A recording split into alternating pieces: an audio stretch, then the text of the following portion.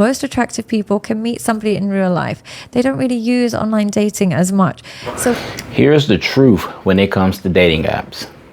So when you find an attractive girl on a dating site, chances are she doesn't want to be on the dating site. The most attractive women available in your city are usually not on dating apps. Most of the time, the only thing you're going to find is an 8 or below on a dating app. Keep that in mind. You're usually looking at the least attractive women available in your city, not the most attractive women. It's really a last resort. And the other thing is, chances are she's probably overwhelmed with messages. And the third thing is, she's probably just come out of a relationship.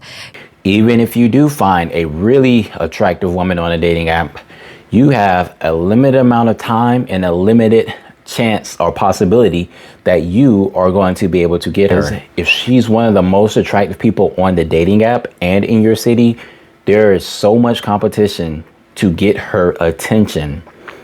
And if you cannot grab her attention quickly or get her on a date quickly or get her phone number or get her off the app quickly, you will probably lose this woman forever. She's probably just using this app to stop feeling so much pain and stop worrying about her ex.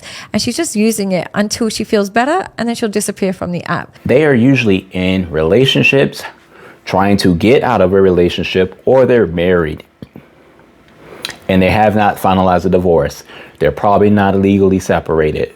They are probably still in some type of relationship, and they're there to fish for the next guy. They want to see, are there better options out here that I could possibly get before I make the jump? And she could just possibly be using you for attention. So seeing pretty girls on dating sites, if they don't reply to you, they were never going to reply to you. Getting a date with the pretty ones is going to be really difficult. First, if you haven't met her in 2 or 3 days max, you probably will never meet her. You have to get them quick, because they could either go back to an ex when they see there's no better options, or they will just find whoever they perceive the best option very quickly, so that way they don't have to choose anybody. Or they could just get off the app because they got on there because they were bored in the beginning. Because they don't want to be there. They're usually using it as a coping mechanism, and they are overwhelmed. So you shouldn't take their responses personal. And the same applies to attractive men. As you can see here, this lady says when she told her therapist she downloaded a dating app yesterday, her therapist said that it was because she was ovulating. That women do spur of the moment things like this, where they download an app because they're emotionally feeling something, and they're probably not there for a long time. This lady straight up admits it. Sometimes they are on dating apps just to see if they still got it. They just like the attention. They want to see what type of dudes will message them. Do they get any dudes that are attractive to message them? Can they have a little bit of flirtatious fun with these guys? They just want to know they're desired by some type of guy in general, and then they will just dip off the app. They don't really want anything else.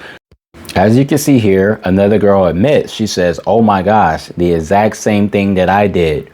That means she is confirming that she got on the app with no intentions of actually meeting somebody. She could have been in and out of a relationship, just wanting attention and validation. Just like the last comment we read where the girl said she just wanted to use the app to see if she still got it.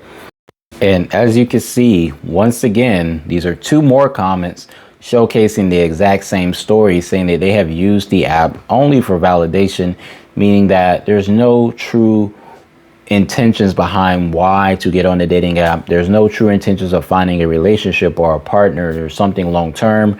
And I'm going to tell you 2 stories of actual girls that I had met on dating apps to prove that this is just not on the internet. This is something that I've even seen personally from dating women on Tinder, Bumble, Hinge.